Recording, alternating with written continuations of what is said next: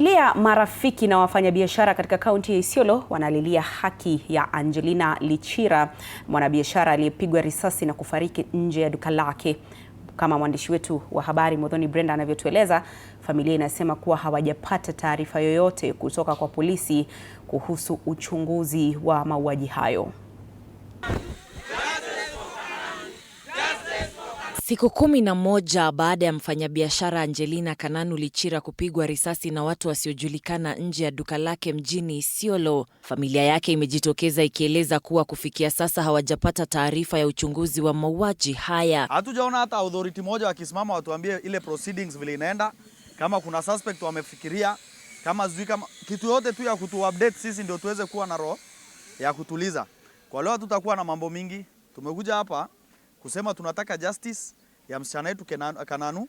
Aidha, familia imekanusha vikali madai yanayosambazwa kwamba marehemu alikuwa akijihusisha na biashara za dawa za kulevya, ikisema Kananu alikuwa mfanyabiashara halali aliyefanya biashara kwa zaidi ya miaka 30 bila kuhusishwa na shughuli zozote haramu. Tuko na uchungu sana. Tuko na uchungu mkubwa sana. Mtu akiwa anasema anti Kananu alikuwa anauza vitu mandawa ya kulevya. Ile maneno watu wanaongea huko nje ya kwamba kusema Kananu alikuwa muuzaji wa mihadarati, Kananu alikuwa drug dealer. We want to clarify that ya kwamba Kananu hakuwa drug dealer. Is that true? Wana mihadarati tunastahili hata kusikia amewahi kamatwa siku fulani akatoka hivi, hakuna kitu kama hiyo. Hiyo kitu imetoka all of a sudden. Wakazi wa mji wa Isiolo wanasema kumekuwa na ongezeko la visa vya wafanyabiashara kushambuliwa na kuuawa kwa kutumia bunduki, hali ambayo imezua hofu na kuzua maswali kuhusu usalama wao. Leo tumepoteza watu karibu 6. Nao watu 6 wote wanauliwa na bunduki. Ukweli urongo? Ukweli. Mtu wa mwisho kuuliwa ni Kananu, mwanabiashara hapa katika kaunti ya Isiolo. Na aliuliwa na bunduki. Na aliundiwa saa moja.